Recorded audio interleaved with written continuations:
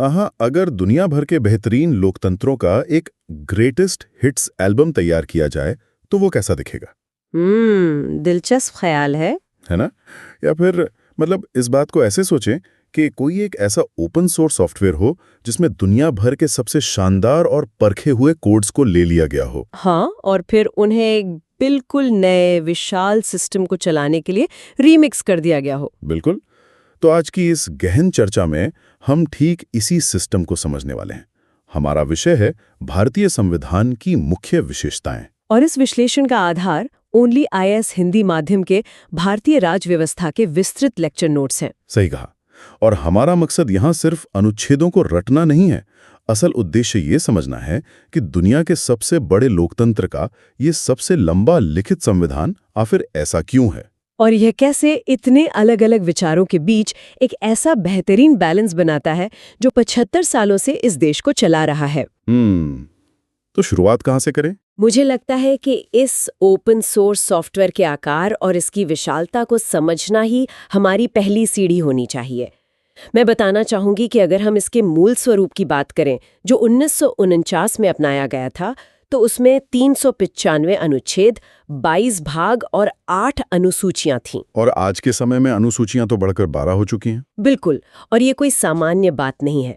मतलब उदाहरण के लिए अमेरिका का संविधान देखिए। हाँ, वो तो शायद कुछ ही महीनों में बन गया था, है ना? सिर्फ 4 महीने में, और उसमें गिने चुने अनुच्छेद है। लेकिन भारतीय संविधान को बनने में लगभग 3 साल लगे। सटीक कहूं तो 2 वर्ष 11 महीने और 18 दिन। अरे बाप रे, ये बहुत ही हैरान करने वाला तथ्य है। मतलब आखिर इतना समय और इतने सारे पन्ने क्यों लगे? क्या संविधान निर्माता हर छोटी से छोटी बात को लिखकर एकदम सुरक्षित कर लेना चाहते थे? हाँ, काफी हद तक। और ये विशालता बिना किसी कारण के नहीं है। इसे समझने के लिए उस समय के हालात देखने होंगे।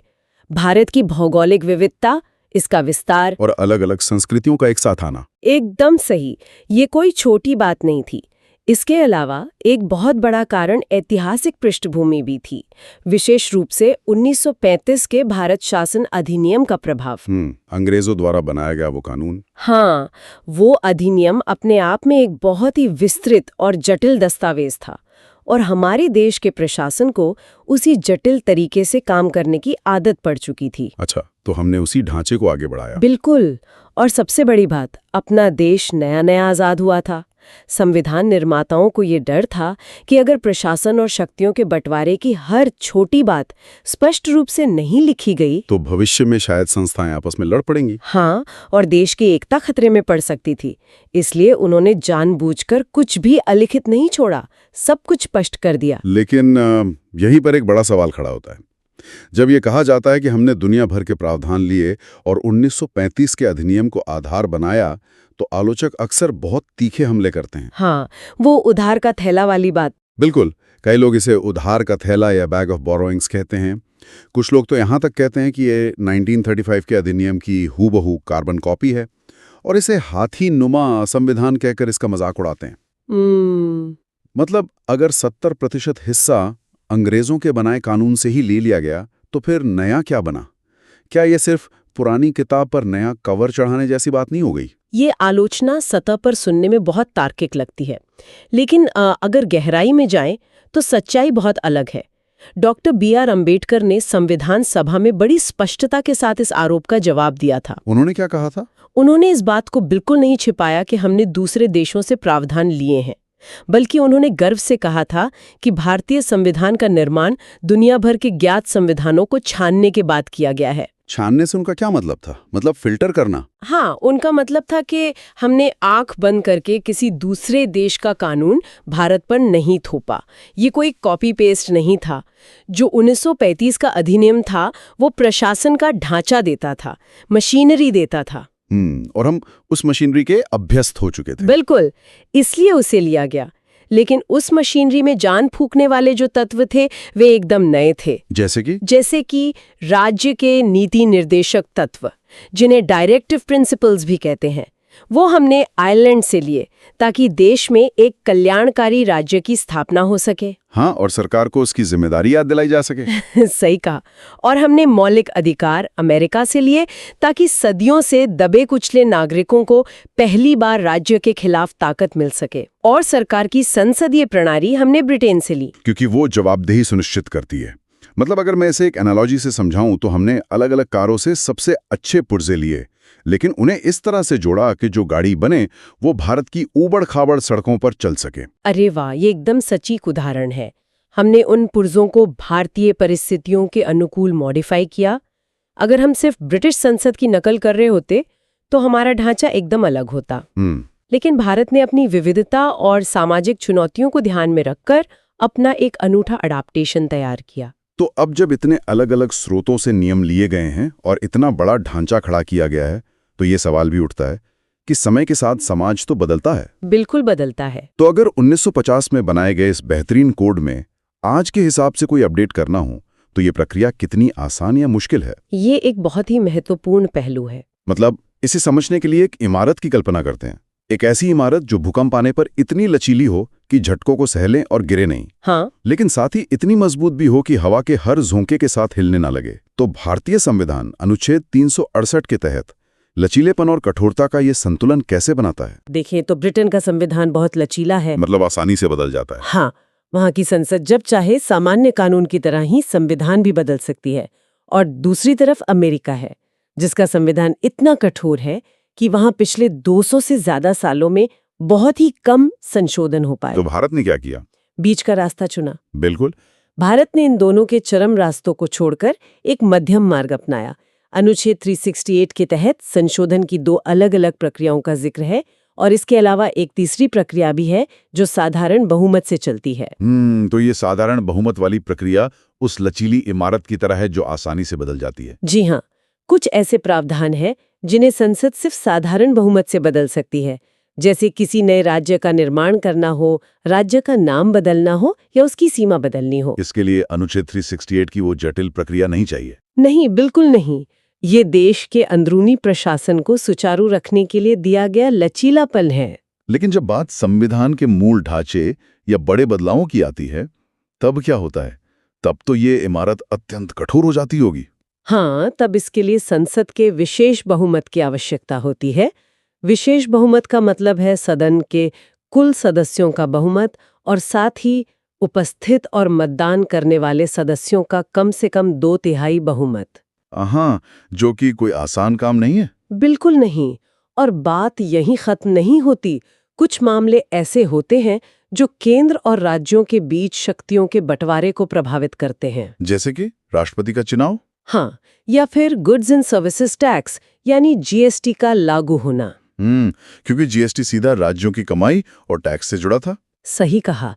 ऐसे मामलों में जहां भारत का संघीय ढांचा प्रभावित होता है, वहां संसद के विशेष बहुमत के साथ-साथ देश के कम से कम आधे राज्यों की विधानसभाओं के समर्थन की भी आवश्यकता होती है। आधे राज्यों का समर्थन? ये तो बहुत ही जटिल हो गया। हाँ, ये प्रक्रिया इसे दुनिया के सबसे कठोर संविधानों की श्रेणी में भी खड़ा कर देती है। और यहाँ डॉक्टर अंबेडकर का एक बहुत ही गहरा विचार ध्यान देने लायक है। उन्होंने क्या तर्क दिया था इसके पीछे? जब आलोचकों ने कहा कि संशोधन प्रक्रिया बहुत मुश्किल है, तो अंबेडकर ने जवाब दिया था कि अगर कोई सरकार संशोधन के लिए 2/3 बहुमत और आधे राज्यों का समर्थन नहीं जुटा पा रही है, तो इसका मतलब है कि लोगों का सपोर्ट नहीं है। बिल्कुल, इसका सीधा सा मतलब है कि उस बदलाव की मांग में जनता की व्यापक सहमति नहीं है। ये वाकई एक बहुत ही ठोस तर्क है। मतलब कठोरता का मकसद सिर्फ बदलाव रोकना नहीं है, बल्कि ये सुनिश्चित करना है कि बदलाव के पीछे पूरे देश की सहमति हो, सिर्फ सत्ता में बैठी एक पार्टी की नहीं। एकदम सही। खैर, अब राज्यों के समर्थन की बात निकली है तो चर्चा स्वाभाविक रूप से केंद्र और राज्यों के बीच शक्तियों के बंटवारे की ओर मुड़ जाती है। संविधान के पहले ही अनुच्छेद की बात करें तो वो कहता है, इंडिया जो कि भारत है, राज्यों का संघ होगा। ये संघ शब्द बहुत उत्सुकता पैदा करता है। हाँ, फेडरेशन नहीं, यूनियन कहा गया है। तो अगर भारत राज्यों का संघ है, तो मान लीजिए किसी राज्य के लोग महसूस करते हैं कि केंद्र उनकी बात नहीं सुन रहा है, तो क्या उनके पास अमेरिका के राज्यों की तरह बाहर निकलने का विकल्प नहीं होना चाहिए? ये तो एक तरह की जबरदस्ती हुई ना। हाँ, ये सवाल भारत के अस्तित्व की बुनियाद पर चोट करता है और इसे समझना बहुत जरूरी है। देखिए, भारतीय संघ अमेरिका की तरह राज्यों के बीच किसी समझौते का परिणाम नहीं है। मतलब वहां राज्यों ने मिलकर देश बनाया था। हाँ, अमेरिका में पहले अलग-अलग स्वतंत्र राज्य थे। उन्होंने मिलकर तय किया कि चलिए सुरक्षा और व्यापार के लिए एक केंद्र बनाते हैं। वहां राज्य पहले आए, संघ बाद में बना। और भारत के मामले में? भारत के मामले में ऐसा बिल्कुल नहीं है। भारत हमेशा से एक अखंड राष्ट्र के रूप में देखा गया। प्रशासनिक सुविधा के लिए उसे राज्यों में बांटा गया है। राज्यों ने मिलकर भारत नहीं बनाया है, बल्कि भारत ने राज्यों को बनाया है। तो इसका मतलब है कि किसी भी राज्य को भारतीय संघ से अलग होने या टूटकर नया देश बनाने का कोई अधिकार नहीं है। एकदम सही। ये एक ऐसा संघ है जिसे नष्ट नहीं किया जा सकता। इसी वजह से के.सी. वियर जैसे प्रसिद्ध राजनीतिक विद्वानों ने भारत के संविधान को पूरी तरह से संघीय नहीं माना। उन्होंने इसके लिए अर्धसंघीय या क्वाजी फेडरल शब्द का इस्तेमाल किया। अर्धसंघीय, इससे उनका क्या मतलब था? क्या हम फेडरल होने का सिर्फ दिखावा करते हैं? नहीं, दिखावा नहीं, बल्कि ये एक अनोखी व्यवस्था है। इसमें संघीय विशेषताएं भरपूर हैं, जैसे शक्तियों का स्पष्ट विभाजन है कि केंद्र किन विषयों पर कानून बनाएगा और राज्य किन पर।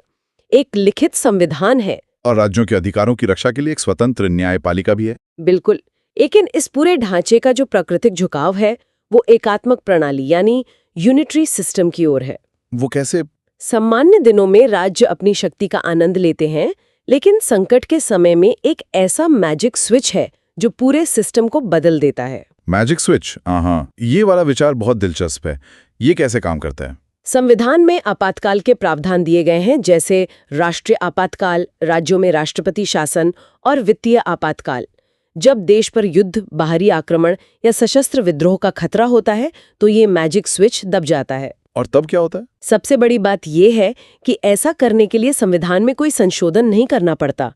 रातों रात बिना कोई पन्ना बदले हमारा संघीय ढांचा पूरी तरह से एकात्मक ढांचे में बदल जाता है। मतलब राज्यों की सारी शक्तियां और निर्णय लेने का अधिकार केंद्र के पास आ जाता है। जी हाँ, दुनिया के शायद ही किसी और लोकतांत्रिक संविधान में शांतिकाल से आपातकाल में इस तरह का रूप परिवर्तन इतनी सहजता से होता है। लेकिन जरा सोचिए, ये कितना खतरनाक भी हो सकता है।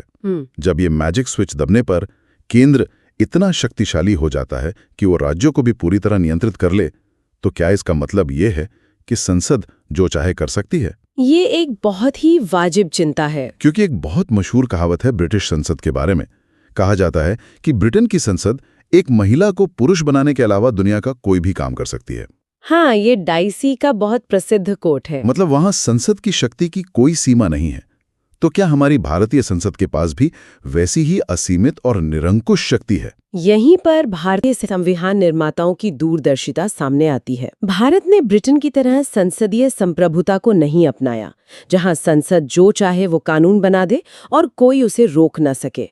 और दूसरी ओर हमने अमेरिका की तरह पूर्ण न्यायिक सर्वोच्चता को भी नहीं अपनाया, जहां अदालतें ही हर फैसले पर हावी रहें। भारत में जो मॉडल है उसमें न तो संसद सर्वोच्च है और न ही न्यायपालिका। तो फिर सबसे ऊपर कौन है?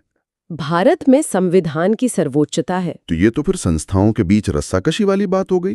संसद और न्यायपालिका के बीच ये संतुलन कैसे बनता है? इसे शक्तियों का संतुलन या चेक्स एंड बैलेंस कहा जाता है। एक तरफ संसद के पास अनुच्छेद 368 के तहत संविधान में संशोधन करने और देश के लिए नीतियां बनाने की अपार शक्ति है, और दूसरी तरफ एक अत्यंत स्वतंत्र और एकीकृत न्यायपालिका खड़ी है। अगर कल को संसद बहुमत के अहंकार में आकर कोई ऐसा कानून बना देती है जो नागरिकों के मौलिक अधिकारों का हनन करता है या संविधान की मूल भावना के खिलाफ है, तो सुप्रीम कोर्ट बीच में आ जाता है। बिल्कुल। सर्वोच्च न्यायालय के पास अनुच्छेद 13 के तहत न्यायिक समीक्षा यानी जुडिशियल रिव्यू की शक्ति है। वो न्यायालय उस कानून की जांच कर सकता है और अगर वो गलत पाया जाता है तो उसे असंवैधानिक या शून्य घोषित कर सकता है। यानी संसद कानून बना सकती है लेकिन एक दायरे में रहकर, और न्यायपालिका एक पहरेदार की तरह उस दायरे की रक्षा करती है। एकदम सही। लेकिन इस पूरी बड़ी मशीनरी, इस शक्ति प्रदर्शन और संतुलन के केंद्र में कौन है? इसका अंतिम उद्देश्य क्या है? इसका अंतिम उद्देश्य नागरिक है। हाँ, अंततः ये पूरा सिस्टम देश के आम नागरिक पर आकर टिकता है और यहाँ दो बहुत महत्वपूर्ण अध्याय सामने आते हैं, मौलिक अधिकार और राज्य के नीति निर्देशक तत्व। अगर इसे समझना हो तो मौलिक अधिकारों की प्रकृति नकारात्मक मानी जाती है। नकारात्मक इसलिए नहीं कि वे समाज के लिए बुरे हैं, बल्कि इसलिए क्योंकि वे राज्य की शक्तियों पर रोक लगाते हैं। हाँ, वो राज्य को कुछ करने से रोकते हैं। बिल्कुल, वे राज्य से कहते हैं कि नहीं, तुम नागरिक की अभिव्यक्ति की आजादी नहीं छीन सकते या तुम किसी के साथ भेदभाव नहीं कर सकते। और नीति निर्देशक तत्व? दूसरी ओर नीति निर्देशक तत्व सकारात्मक प्रकृति के होते हैं। वे राज्य को निर्देश देते हैं कि तुम्हें कल्याणकारी नीतियां बनानी हैं, गरीबों के लिए काम करना है। अधिकारों और निर्देशों का ये अंतर बहुत ही बुनियादी और जरूरी है।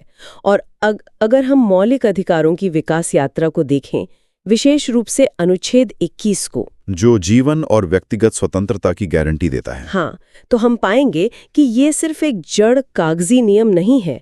न्यायपालिका ने समय के साथ इसकी इतनी शानदार व्याख्या की है कि आज ये नागरिकों का सबसे बड़ा हथियार बन गया है। बिल्कुल। अनुच्छेद 21 का विस्तार ये साबित करता है कि ये एक जीवंत दस्तावेज है। उदाहरण के तौर पर ओल्गा टेलिस केस को ही ले लीजिए। बहुत ही ऐतिहासिक केस है। हाँ, ये केस बंबई के फुटपाथ पर रहने वालों से जुड़ा था। सुप्रीम कोर्ट ने इसमें बहुत ही क्रांतिकारी बात कही। कोर्ट ने माना कि जीवन के अधिकार का मतलब सिर्फ सांस लेना और जिंदा रहना नहीं है। सही कहा। अगर किसी व्यक्ति से उसकी आजीविका का साधन, उसकी रोजी रोटी छीन ली जाए, तो वो व्यक्ति सम्मान के साथ जिंदा कैसे रहेगा? इस तरह आजीविका का अधिकार भी जीवन के अधिकार का हिस्सा बन गया। और हाल के वर्षों में पुट्टास्वामी केसेस का एक और बड़ा उदाहरण है, निजता के अधिकार वाला मामला। जी, इसमें सर्वोच्च न्यायालय ने स्पष्ट किया कि निजता का अधिकार कोई लग्जरी नहीं है, बल्कि ये अनुच्छेद 21 के तहत जीवन और स्वतंत्रता के अधिकार का ही एक अभिन्न अंग है। और मुझे याद है हादिया केस में भी कुछ ऐसा ही हुआ था। बिल्कुल, हादिया केस में अपनी पसंद के व्यक्ति से विवाह करने के अधिकार को भी इसी अनुच्छेद के तहत संरक्षित माना गया। इन फैसलों ने यह तय कर दिया कि राज्य किसी भी नागरिक के निजी जीवन में अनावश्यक दखल नहीं दे सकता। कमाल की बात है। पर यह सब सुनकर एक सवाल मन में आता है कि क्या संविधान का लक्ष्य सिर्फ सरकार की तानाशाही को रोकना है या समाज को बदलना भी है? ये बहुत ही गहरा सवाल है और इसका जवाब डॉक्टर अंबेडकर के दर्शन में मिलता है।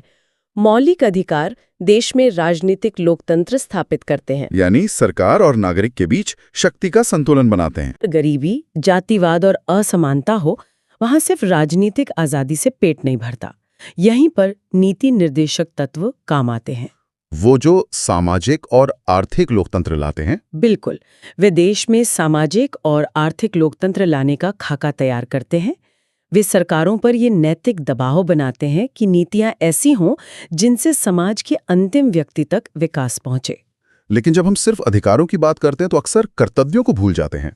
क्या मूल संविधान निर्माताओं ने इस बारे में नहीं सोचा था? ये एक बहुत ही रोचक ऐतिहासिक तथ्य है कि 1950 में जब संविधान लागू हुआ तो उसमें मौलिक कर्तव्यों का कोई अलग से जिक्र नहीं था। अच्छा। हाँ, शायद निर्माताओं को लगा होगा कि आजाद भारत के नागरिक स्वाभाविक रूप से अपनी जिम्मेदारियां समझेंगे।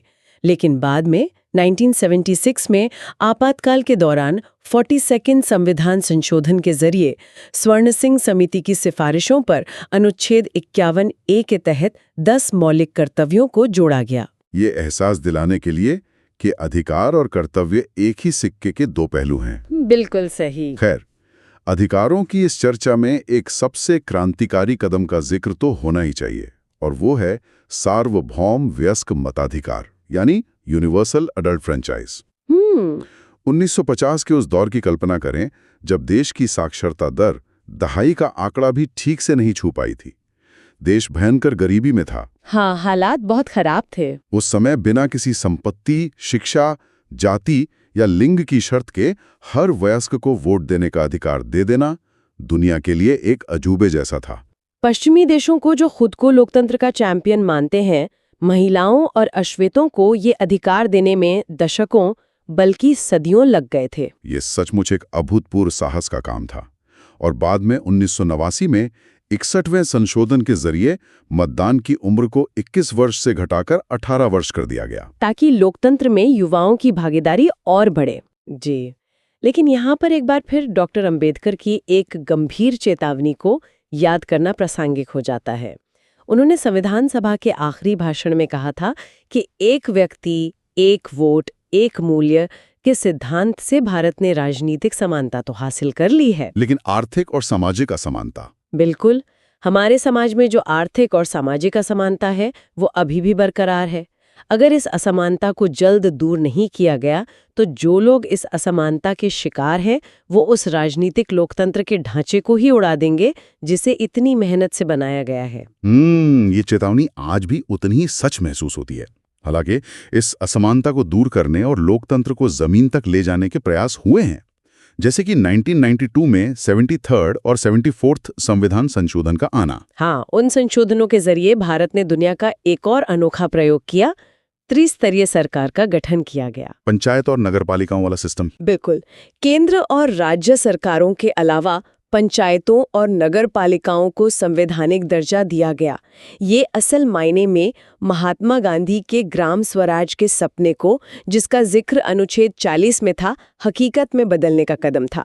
इससे लोकतंत्र दिल्ली की भव्य संसद इमारतों और राज्यों की राजधानियों से निकलकर गांव की चौपाल तक पहुंच गया। सही कहा। तो इन तमाम पहलुओं, संशोधन की जटिलताओं, केंद्र और राज्यों के टकराव, संसद और सुप्रीम कोर्ट की रस्साकशी और आम नागरिक के अधिकारों से लेकर पंचायतों तक कुछ समझने के बाद ये पूरी तरह स्पष्ट हो जाता है कि भारतीय संविधान कोई जड़ या नीरस कानूनी किताब नहीं है। बिल्कुल नहीं।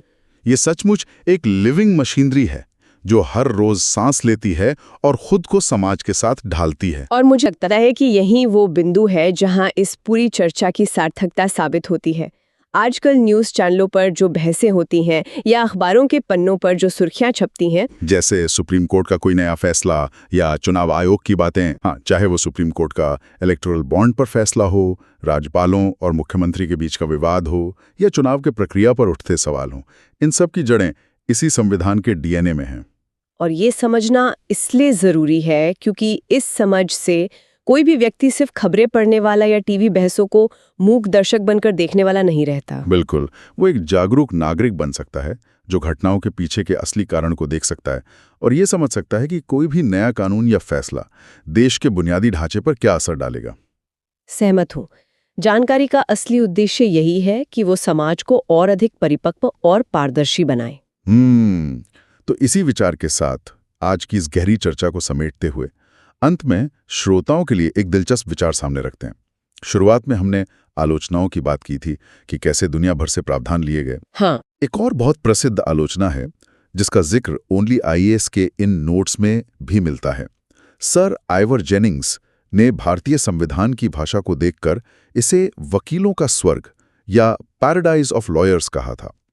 ये बहुत बार कहा जाता है। आलोचकों का तर्क है कि इस दस्तावेज की कानूनी भाषा इतनी भारी भरकम और जटिल है कि यह आम इंसान की समझ से बिल्कुल परे है और ये सिर्फ वकीलों के लिए रोजी रोटी और बहस का अखाड़ा बनकर रह गया है। लेकिन जरा इस नजरिए को पलटकर देखने की कोशिश करते हैं। हाँ, अगर ये भाषा बहुत सरल, आम बोलचाल वाली और गोलमोल होती तो क्या होता? क्या तब कोई भी सत्ताधीश अपनी सुविधा के हिसाब से इसके अर्थ नहीं निकाल लेता? ये तो है। तो ये सोचने वाली बात है कि क्या यही जटिलता, यही क्लिष्ट शब्दावली और बाल की खाल निकालने वाली कानूनी बारीकी असल में हमारे लोकतंत्र का सबसे बड़ा सुरक्षा कवच है? यह एक सख्त और सटीक कानूनी भाषा ने ही नेताओं को इस सॉफ्टवेयर को अपने निजी फायदे के लिए हैक करने से रोक रखा है, या फिर सचमुच इस क्लिष्टता ने उस आम नागरिक को उस किताब से दूर कर दिया है जो दरअसल उसी के अधिकारों की रक्षा के लिए लिखी गई थी? यह एक बहुत ही गहरा विरोधाभास है। बिल्कुल, ये एक ऐसी पहेली है जिस पर गहराई से विचार किया जाना चाहिए। तो इसी विचारोत्तेजक सवाल के साथ आज का ये विश्लेषण यही समाप्त होता है। ज्ञान की इस यात्रा में हमारे साथ बने रहने के लिए धन्यवाद।